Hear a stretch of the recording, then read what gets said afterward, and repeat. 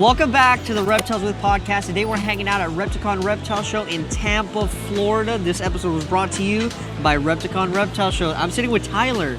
You guys What's get up, to brother? Let's go. Let's go. So Tyler, for those who don't know, or for those who I guess listen frequently, Tyler is our audience. Whenever we're recording a podcast and we're always talking to somebody on the outside of the camera, we're looking straight. That's Tyler. That's Tyler making all kinds of comments. Tyler's pretty much our IT guy. Whenever we're like, Tyler, we need help going live, Tyler's like, I'll figure it out. I'm touching buttons. I'm touching people. Let's go, dude. Touching the hearts. Tyler keeps... How do I say this? Tyler... Everything. Keeps some of the most unique and popular reptiles. I'm mainstream.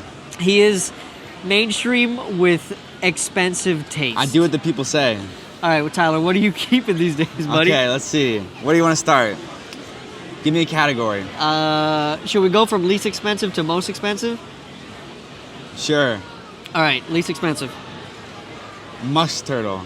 The common musk. Common auction. musk. All right. Auction. Now, next. Okay. Let's do it a little faster. Reeves. Mud turtles. Most of my turtles are not that expensive.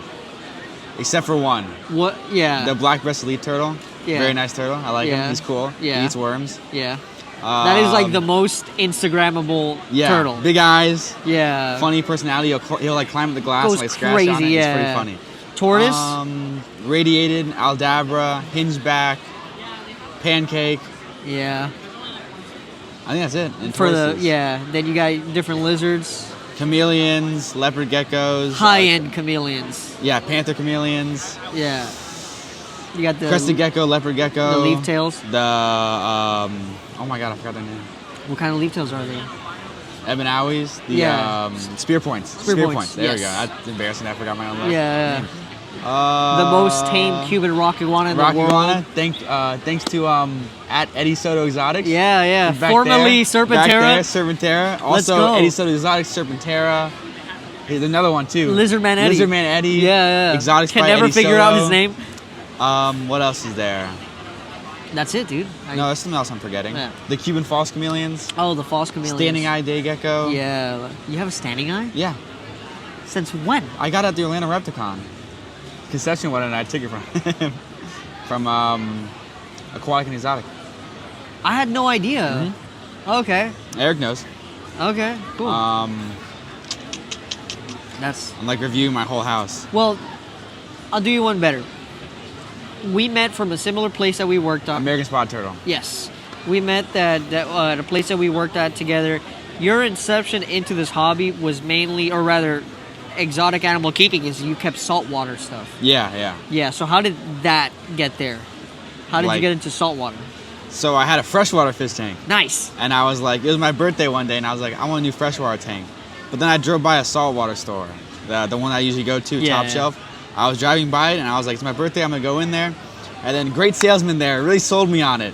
So I ended up buying the tank that day, and then it just kind of went from there. Yeah, and so then I started eventually, on freshwater, like beta fish, and just PetSmart stuff, and then like a tier. It kept you going have, up. like, can I say how expensive that tank is? About $10,000. Dude, he has a $10,000 saltwater tank in his room. Yeah.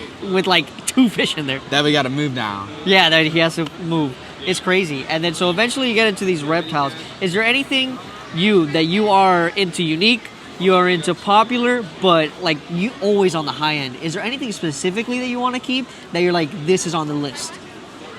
Personable stuff. I really like personable stuff. I obviously want to breed them, so I have some animal like the mud turtles are a pair, the leaf-tailed geckos are a pair, and stuff like that. But it's hobby.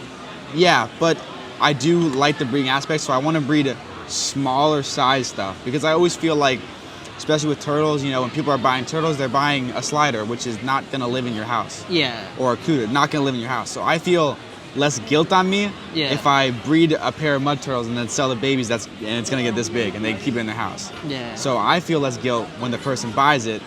They're not going to have to, either spend a couple $100 on a tank or keep that thing in a 20-ounce tank its whole life and the thing doesn't grow. Yeah. So that makes me feel better. Hell yeah. Good. It makes my heart happy. Yeah. So that makes me happy. I feel like when I got into it, a lot of the breeders, the only thing in the mind was making like money, was doing it for a living and stuff like that. Yeah, this is purely hobby. There's no like, I mean, I'm not gonna complain when I make money, but it's not like, okay, I need to like come here and make $1,500 from the show, So, I don't need to go. I'm like, I sold one. Oh, that's great. I went to a good place. Yeah. I now have an extra $100 to spend. And it's also like a family thing because I know your mom's involved and stuff like that. She loves them all. Yeah. Yeah. So it's always nice when I bring one home. She's happy, not upset. Yeah. I always like bringing stuff home and they're happy. Yeah. So Tyler's about to move into a new place. And one of the things that we're going to be tasked with by his mom, let's be honest, mom's the boss. Yeah. Yeah. One of the things that we are going to be tasked with is a bunch of new enclosures. We have to build a pond. No, not new enclosures per se. It's just a pond.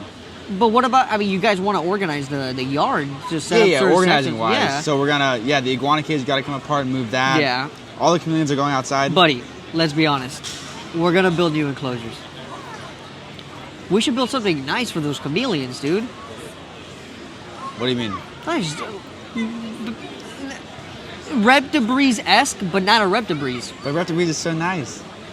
Our buddies over at Zoomhead. I know, but we could give them a little bit more space. Hearts. No, they do good stuff. We can keep them all together in the same Let's enclosure. go, dude.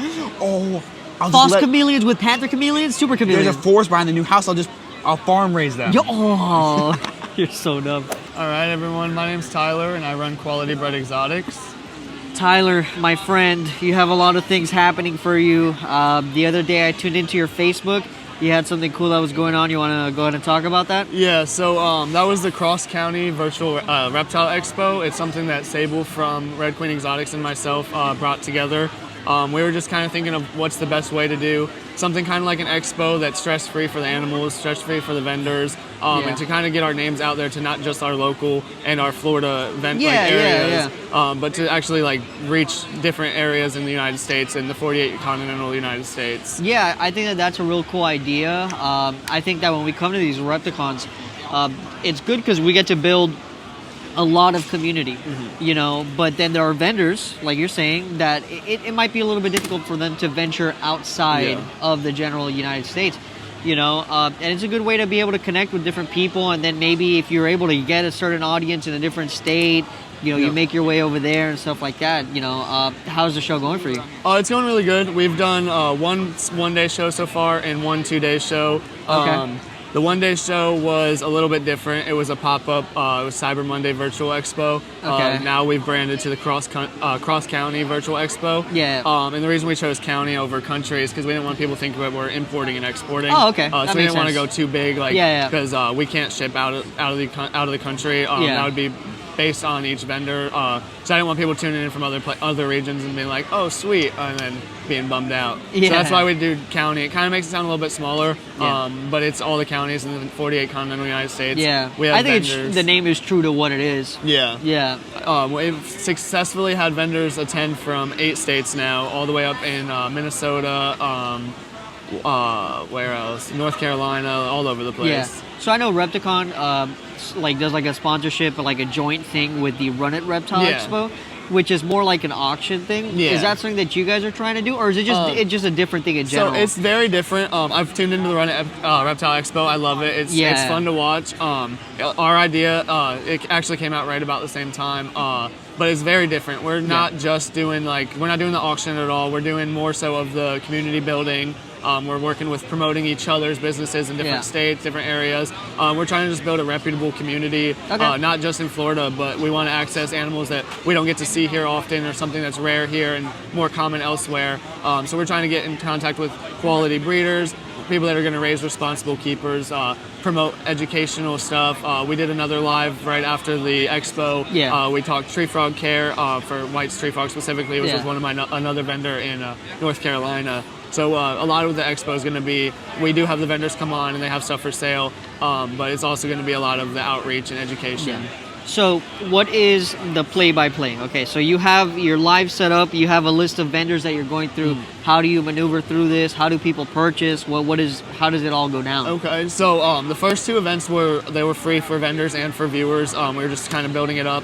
We will be doing sponsorship programs now, where the time slots are going to be included. But basically, they have the option to do anywhere from 5 minutes one day to 30 minutes both days of the show.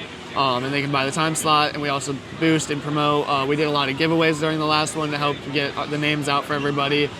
We don't require giveaways. We just kind of encourage it because if, say, I'm giving away a gecko, everybody in all these other states, they're going to want to enter the giveaway and they have to follow me to win. So that's an automatic new follow base. Yeah. So we're just kind of trying to promote that, promoting each other. Now it's going to be, the vendors are going to come on for their allotted time slot. It's going to be a spotlight. They're going to be able to show off what they have. We had people set up a table just like a Repticon in their kitchens and stuff. We've had other people just flip the cameras. It's supposed to be just as stress-free as you can make it. Yeah, and I saw you were doing it on Facebook. Are you streaming it through anywhere else? Facebook is where we're building the platform for now. For the next show, it's going to be on Facebook. The one after will be on a website. So there is a website. I don't know if it's like a website or just like software, Streamlabs. Okay. Just a recommendation, unsolicited advice. Yeah. If you go through something like Streamlabs, you could do multi-stream. So you'll be able to do Facebook, Twitter, if you have a Discord, wherever. And personally, I think that's probably like the best thing because you're going to get all that audience of all those people at the same time. Okay. And you'll be able to manage it straight from your Streamlabs. Okay. And it'll be better. I mean, for you and for all the other vendors. Yeah. So you should definitely check that out. That's definitely a good idea. I didn't have any idea like that existed. I know we were toying with different ideas, but like all the social media platforms, you have to be a certain amount of followers to even go live. So it's hard to like bringing in the smaller vendors that don't have a big following yet. It was hard to bring them in. I think that doing it like that is probably the best place to be able to develop, like, you might see that Facebook only limits you this much, but all of a sudden on YouTube you might be getting this amount of streaming. You're like, okay, I need to push more of my content in that direction. Okay. And also, if you just stick to Facebook, you're going to be specifically limited because technically Facebook doesn't allow animal sales. Yeah. So, God forbid, they snipe you on something like that. Yep. At least you have developed an audience in all the other places, to kind of piggyback in case. Yeah. And then having like a specific, because I know you set up events, but if you have a specific page that's dedicated to that event, then you're able to, at least run it through there and it's not going to hurt your own business account or Amy's own business account, stuff like that. Okay. I think it's a real cool idea. More than anything, if not for the animal sales, it's a great place for community. If you're able to not only do those events, if you're able to just do regular live streams, building that community is the most important part. And for sure. I think it's a real cool idea, man. Thank you. Yeah. It's definitely going to be something fun. We definitely just want to keep promoting quality breeders, reputable people, people that just do the hobby for the passion and the joy. We don't want to just bring on a bunch of flippers, and nothing wrong with that. But we're just trying to build passion back into the hobby and make it enjoyable again, and just kind of promote the proper way to keep things, because the kids are our future generation. They're the ones going to do everything that we wish to do or are doing now. Yeah. So I think it's very important with outreach as much as sales or anything else. I agree. All right, let's talk a little bit about what you got here. You brought a boa that's hanging out. Yeah, so this here is Pepperjack. He's going into shed now. This is a hypo-arabesque. It's one of our ambassador animals for our educational shows that we do. Yep. He goes out. My niece has been holding him for over a year and a half now on her neck. She's 4. So he's one of my... He likes to sit on my neck. I can't put him there right now. That's why he's all squirmy. But he just chills. I take him to Home Depot like once a week to keep him socialized. Nice. And just kind of keep him good with animals. We do have a milk snake as well that we're starting to socialize for birthday parties and educational events. Okay. Pepperjack, is that because of all the freckling? Yeah, it was actually a kid at a show won a drawing to be able to name him, and it was Pepperjack. Oh, I love that. Yeah. Cool. So how did you... come to this direction where you're like, I'm going to start doing the animal shows? I feel that, a lot of people when they're getting into this hobby, they have a couple of things that they want to do. They either want to breed, they want to do reptile expos, or they want to do birthday parties, stuff like that. For me, a lot of it was because I'm from Ohio. That's where my career in the reptile world started and my passion. And I was the one that went with, my mentor. He would do the birthday parties, the educational shows, the library events. I would go and be on the sidelines and holding the animals. So just now to be able to do it and be the one bringing the animals and actually educating people is really nice. We had one at the Gulfport Library a few weeks back, and I don't charge at libraries. It's just a free event. And we taught about native versus invasive species and what to do with an animal if you don't want it, and how to do your research on finding the right pet for you, not just what everybody tells you as a beginner reptile, because they're not the same for everybody. Of course. So we're just kind of promoting a lot of the how to get into it, what to do once you're there, and kind of how to keep the environment good for us. Cool, man. Yeah, so Eric's over here off camera. So him and I have been getting together to start planning a lot of that stuff. We have like a script, a list of animals that we're going to start taking to do some reptile shows. I think, and I agree with you with something that you said earlier, I think that the most important part of this community is the next generation. It's not the older generation, it's not the people that are physically in the thing. The most important part are usually the younger kids that they're looking at this thing, trying to get into it.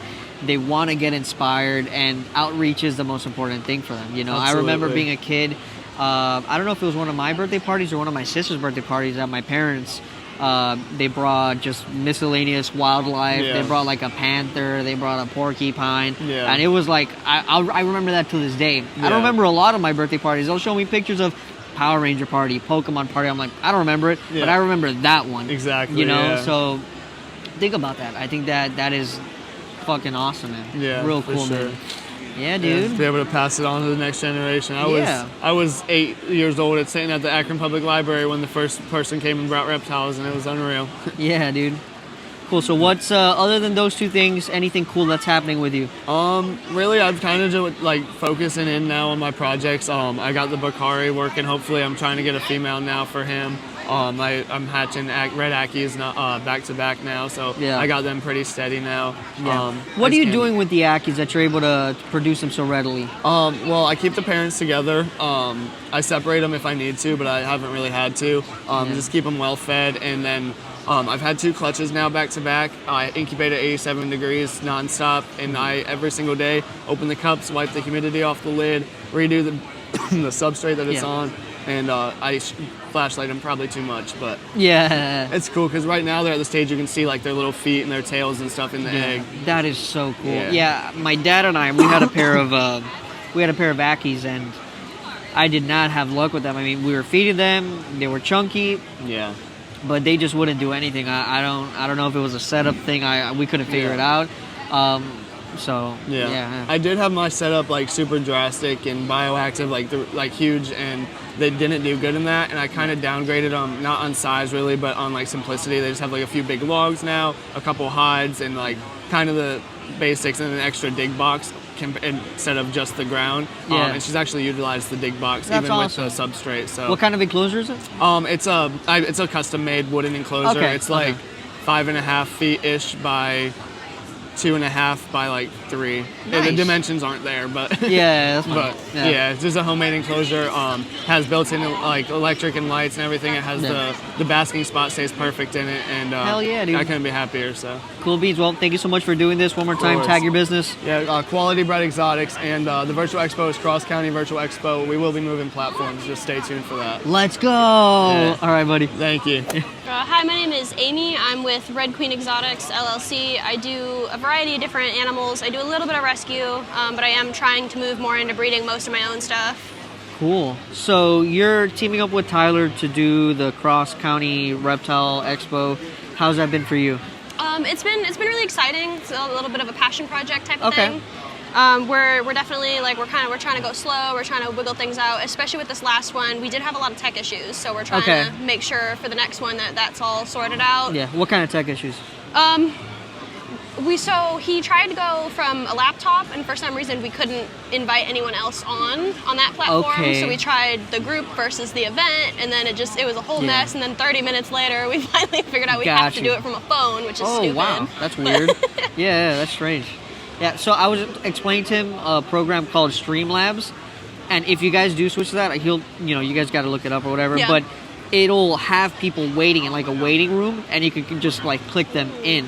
That's a really good for that kind of thing, and it does like multi-streaming, so you can stream Facebook, YouTube, everything at the same time, which will help you guys. Yeah, we'll definitely have to look at that. Yeah, for sure. Because we were trying to figure out like other like websites, because like with YouTube you need a certain amount of subscribers. Yeah. With TikTok you need like 1,000 subscribers. Really? I didn't know that. Wow. Okay. All right. Cool. So of the reptiles that you're working with that you're trying to breed, what are they? So I have some boas. I have some ball pythons. I just got rid of some of my morning geckos. I'm about to be moving, so I am downsizing a bit right now. I have a lot of really nice crested geckos about to be breeder size, like super Dalmatians, some lily white stuff and everything. Oh yeah. And then mostly like albino pied, complex stuff for ball pythons. Like I'm trying to be picky with what I'm working with at this point. Honestly, when it comes to ball pythons, that's the best thing you can do. I mean, clearly there's an abundance. Yeah. You know, a lot of people, I mean, even me, like I'm moving a lot of my adults. It's just, I'm having issues with focus. You know, there's a lot of stuff out there. I work with a lot of albino pied stuff. I don't know if you like the candy pied stuff. Yep. But, you know, even mixing that with the albino pied would be great. Yeah, I have a black pastel Candino Posset Pied that I'm growing up, and she'll be really nice. I do hope she proves out as pied. Would you consider any of the like RGI testing? I haven't really looked into that. I saw that pretty recently, actually. I do need to look into that some more. Yeah, I think it's real cool. I think that I don't mean to say a double-edged sword, like in the sense of being like too negative, but it is just like a powerhouse in the sense that it's going to like speed run the ball python industry. Yeah. Because now you just send in a test, you find out if your thing is head, and now it's just like, you know, you move things around however you got to move things around. But it's a great tool. Yeah, because she's 66% het, which so probably going to have it. Yeah. It would suck if she didn't. Yeah, it would suck. yeah. So I started seeing you around shows, I think, about a year. Yeah. How long have you been doing shows? I think we're going into my third year now. Third year, yeah. Okay. It's been a little bit. I know I've been doing a lot more shows recently. Yeah. I think it might have been at Tampa the first time that I spoke with you. You came to the table asking about, you know, you were asking me about something about ball pythons or something like that. Yeah. How's it been doing these shows? It's a lot of fun. I really like educating people. I tend to bring some larger boas so I can like let kids take like cool photos and everything. Yeah. She's currently my largest. I had a really big one, Merlin. A lot of people know him. Okay. And he went to a really nice older couple that they're retiring, and they gave him like a 12 by 12 by 12 enclosure. Oh, that's awesome. He's amazing. I'm so happy they went to him. That he went to them. Yeah, I think that's cool. I think that a lot of people are in this like generation of reptile keeping are moving into the larger enclosures, are moving into things just a little bit more grand and offering the animals a lot more. I think that's awesome. That's one of the reasons I'm downsizing is because like I would like to get more stuff out of racks and into nicer enclosures. Yeah, I love that. That's awesome. What would be like your dream boa enclosure when it comes to breeding? Ooh, I mean, probably what they have Merlin in. He has like his own whole tree in there. That is so cool. Like it's a real live tree. Yeah. Is it really? Like, yes. Oh, I thought you meant like they escaped the tree. That's cool. Yeah. No, there's a lot of really cool things. My Angolan pythons. I'll probably be pairing them at the end of this year. I'm really excited for those. That's a project that I'm hoping to work on this year. So I breed Bred's pythons. Nice. I do them outside, and pretty much what I've been doing is I've been funneling the money that I get from the babies and trying to invest into different pythons. This year I bought diamond pythons. Ooh. Yeah, and then last year I bought diamond pythons. This year whatever. The next clutch that I get, it would be to get into some Angolan pythons. Yeah, no, the Angolans are really cool. I was lucky to find a pair that was just over a year old a while ago. Awesome. Yeah, I mean, it was expensive, but... Yeah, of course, yeah. They're awesome. My male is like puppy dog tame, too. I used to bring him to shows once in a while. I probably should next time. I hate getting bit. I don't like it. Yep. I'm not a fan of it. I don't mess with my female. Yeah, she just lives her own life. That's the thing, because it's not even like a blood thing. It's not even about like that it hurts. It's just like the shock. Literally. I don't like the shock. Yeah, like it doesn't hurt. Like I would much rather be bit by a snake than a dog or a cat. Yeah, of course. And that's one of the things that held me off from them for so long, because people would always tell me like they got an attitude, they got a this, they got a that. How different? I've never seen an adult in person. How different does an adult like female look than a ball python? So they're definitely a little larger. Okay. I remember it was really cool the first day I got them. A lot of time when I get an animal shipped to me, I like to immediately soak it. So that way in case like any like shipping stress, they get a good drink of water and everything. They have these really cool beaded scales. Yeah. And as soon as I pulled them out of the water, they were like dry. Like I didn't have to wipe them down. Really? It was like their scales like soak up water. That is crazy. And they're very textured. They have very similar heads to ball pythons, but of course their colors are a little different. Yeah. I've also heard that they're a little bit more slender because they're, I'd say, more active or more arboreal Yeah. I am about to be putting them each into a 6x2. Okay. I've been hoping to get them out of my rack system for a while now. Okay. But as soon as you open the rack bin, they're immediately coming up. They want to climb on you. Really? They want to talk. They're very vocal. They hiss a lot, and when they're not mad, which is a little trippy. Like you gotta kind of work around figuring out when they're actually mad. Yeah. Oh man, that makes me excited because not for anything, and I'm not trying to shit on ball python breeders, but sometimes I personally struggle I don't only have ball pythons, but when it came to snakes, it was mainly ball pythons, and I didn't really feel like I was investing into the general reptile hobby. Yeah. It was just like I was just like stuck in this industry, you know. So it gets me excited working with these different pythons to really appreciate a lot of these snakes, you know. And that is really cool about anglins, is because like nobody really knows what they are. Like everybody just assumes like that's a weird looking ball python. Like when I bring them out, now that they're getting bigger, people are like, what the hell is that? Like, yeah. But they are very similar to ball pythons, but they're a lot more entertaining, I guess. Yeah. But that with breeding them, that comes into the issue of the price point. Of course. Is because ball pythons, depending on the gene, you can have a pretty cheap ball python and you can get a pet family that loves their little normal ball python, but you're not going to be able to do that with anglins. Yeah, of course. Do you know what like the clutch size is for an anglin python? I'm not 100% sure. I know it's similar to ball pythons. Okay. Their eggs are larger. Okay. So you want to wait until the female, I believe, is 5 or 6 years old. And because their eggs are very large, they have a higher mortality rate. So you want to make sure she's nice and big, and you do not want to power feed them or they pretty much will die, from what I read.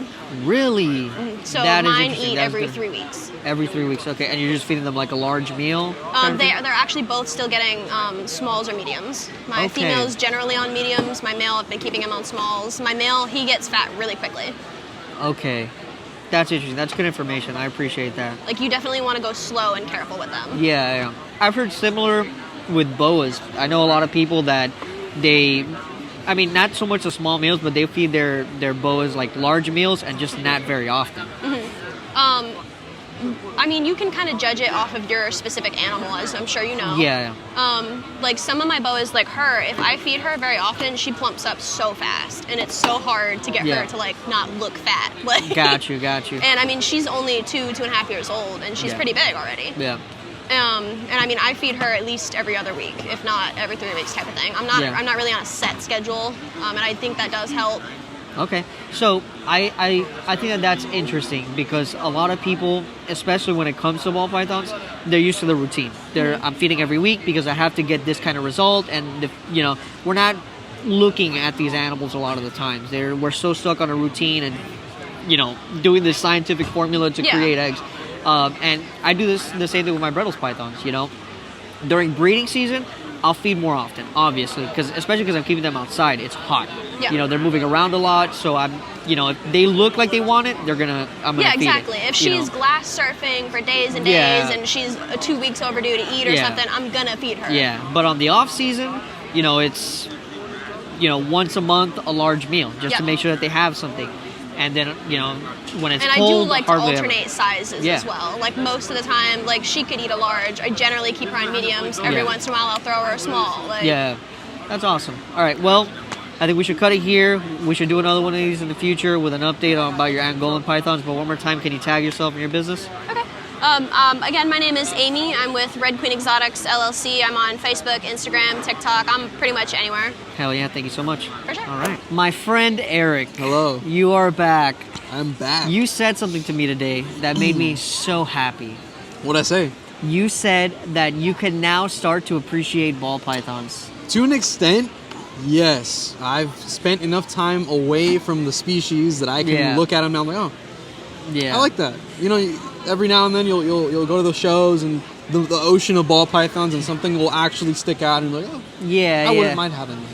Yeah, I love that because when we worked together, I hated the snake. Yeah, you couldn't stand the ball python. Every time that I brought up a cool ball python that I had, a cool ball python that I wanted, I would get eye rolls and you'd be like, well, blood.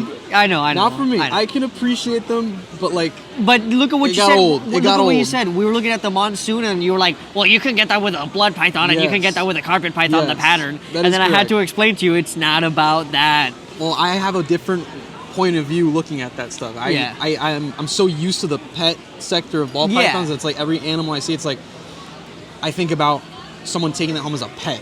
Of course. I'm not really into the industry thing, so I don't know how that shit works. But usually when I'm seeing it like a ball python or when I'm selling a ball python, it's for a pet. Of course. So it's like you could spend $1,000 on a ball python that looks like a blood python. Or it's like just get the blood. But it's not the pet. It's the investment for the species and stuff like that. The pyramid scheme. The pyramid scheme of the ball pythons. You saw today. It was a clown combo. It was like a hurricane clown or something. I already forgot what it was. But it was cool. It was nice. That constricted reptiles, and there was also like the exanthic pieds. And you were like, always Yoshii, nice. Make this for me. I like exanthic stuff. I'll always say that's a nice animal. Okay, you like the, what is it? It's not monochrome. What is it? Grayscale. I guess grayscale. Is that what you like?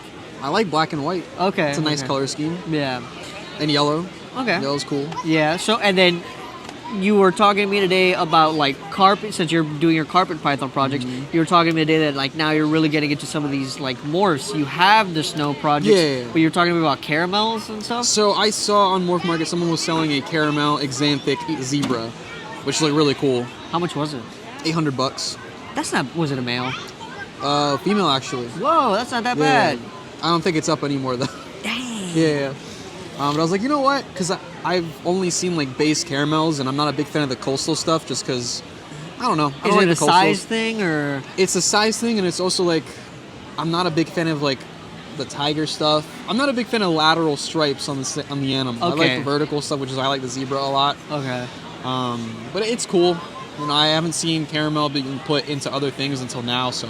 What was that one carpet python that I sent you not too long ago? I think they were putting it up as like a hypomelanistic. Remember that I was like, yo, this thing is so nice. Vaguely, it was orange. Yeah, is that like a caramel? It was I think it was an albino Brettles. No, not that one, not that one. It was different. No? It was different, yeah. Well, I know what you're talking about. It was orange. Yeah. It's cool. Yeah. Is there anything else other than like the stuff that you're working with and the caramel in the carpet pythons that's been like sticking out to you? I've always liked ivory, but it's like a line bred thing. It's going to take a while. I don't want to keep breeding. That's like a project within itself. Yeah. Yeah. I'm going to take the easy way out with recessives and co-dominant stuff or incomplete dominant stuff. Because luckily all the stuff that I'm working with is more or less incomplete, minus exanthic and albino. So got you. The zebra's incomplete. The jaguar is also incomplete. Yeah. So it's not as hard to pair stuff together. Yeah. And now I'm getting closer to, not closer, I'm still 2 years away. No, but that's right around the corner, I'm starting to think about it now. I'm getting all the ideas and what I'm going to do next. Yeah. So, I don't know, I like plugging in the different morphs into the calculator and seeing what I could get. Dude, that is the best thing. It's I remember when I first got into ball pythons, we didn't use a lot of Morph Market back then. I don't even know if Morph Market was around back then, but it was like World of Ball Pythons. Yeah. And I used to spend so much time on the genetic calculator. Like, if I bring this to this, I get this. It's like window shopping for cars online. Like, you're looking at all the stuff that you can't afford. And then what you would do is you would hope that it didn't exist on World of Ball Python, because you were like, that's the project I need to do because it's a world first. And now nobody gives a shit. I want to see the stuff that I'm trying to make so I can look at it and see if it's worth it. Yeah, but with ball pythons, it was the chase to make something that nobody has seen before. I guess. Yeah. I don't know. I'm too far into like, I want to make sure that I produce an animal that I think is cool. I get it. I was like, But now imagine producing an animal that you have the kind of like the inception or the thought that you're like, I believe this will be cool. And then you finally produce it and you're like, wow, this is the only one in the world. And I made this cool, and that was the ball python thing. And then everyone just kept getting more and more and more, and it became a pyramid scheme, and now we're selling You're so dumb. ball pythons that look like a blood python for $1,000. So. $5,000 actually. I think it was like $5,000 or something. I don't know. Even worse. That doesn't help the case. That's crazy.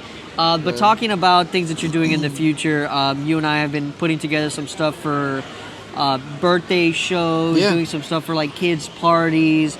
And in that, we have to start working with animals, training them. Yes. So I'm actually we spoke about it, more than likely going to lend you my Cuban rock iguana because Buddy needs to calm down. And unfortunately, I do not have the time really to train them and stuff like that. Right now, you have a good amount of time. Yes, I do. And, you know, I feel like I should send them to you. That'll be good stuff for your not for YouTube, for your Instagram and stuff like that. For you to start generating some content. So talk to me about training, buddy. So my old job, I pretty much learned how to do it there. It's easy. It's just really it's tedious, and you have to have a consistent schedule. Yeah. Because if you don't keep up with that schedule, the animal's not really gonna reciprocate it the right way. Yeah. You know, with monitors, they're already super smart, so you kind of just work off of that, get them used to a routine, and just rinse and repeat. You do that for enough time, the animal will get used to you. Yeah. So that's what I've been doing with the iguanas, and it's paying off pretty good. Right now I have a pied spiny tail iguana, and he's chilling. I'm getting him used to touch. I'm getting him used to tongs and everything, because they're a very flighty species as is.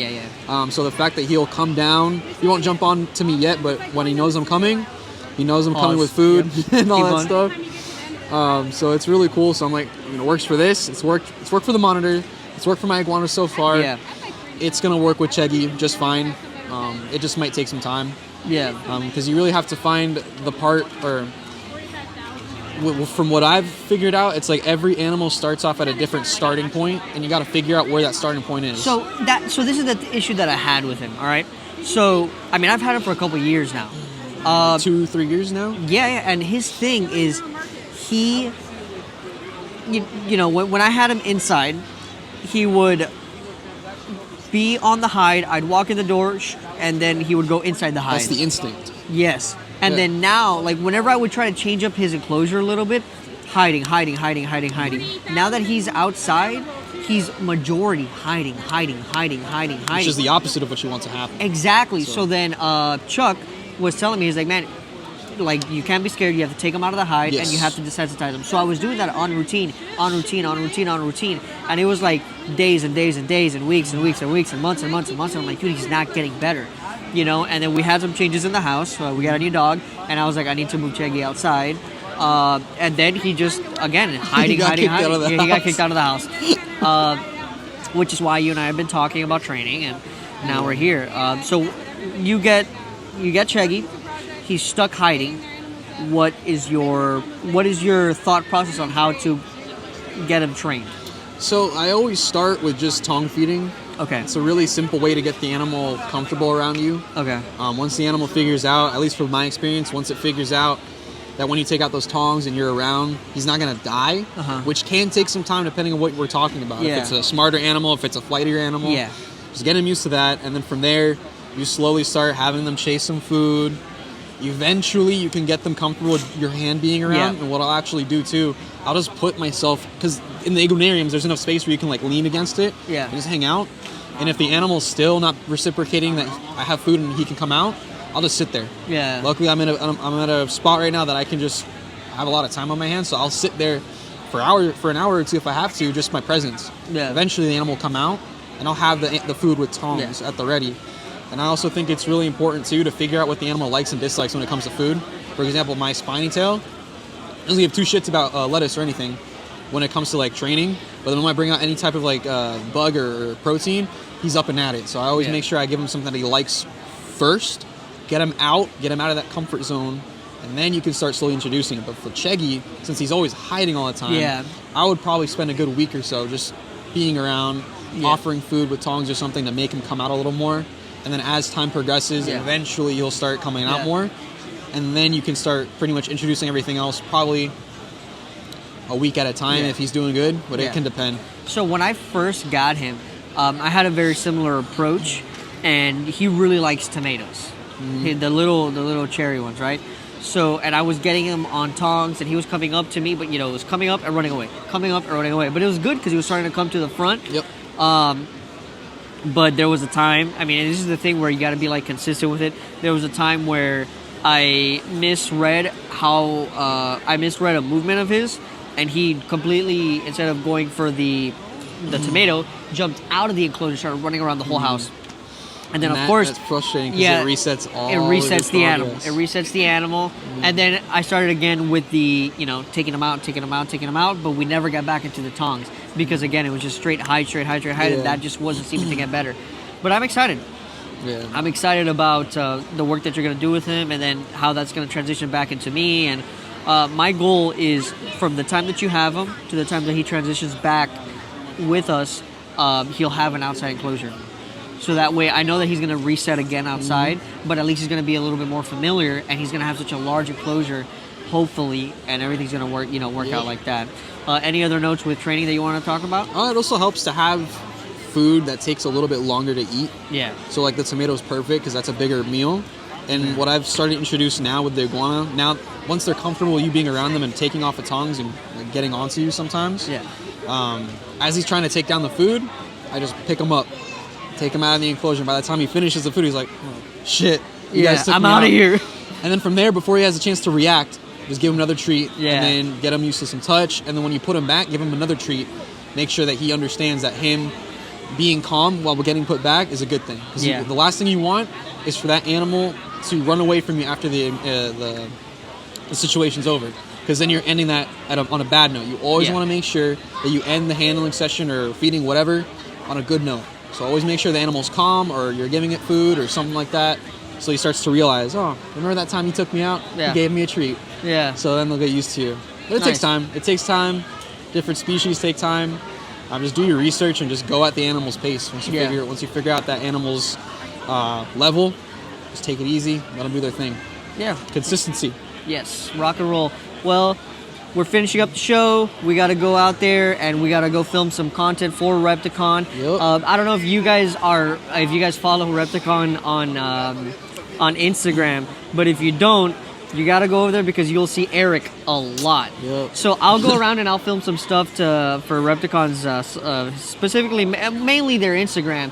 And Eric's always my model. I'm like, Eric, you know so much about animals. Let me take you around the show. Let's pick up a couple animals and just talk to me about this animal real quick. We'll make it fast. We'll make it sweet.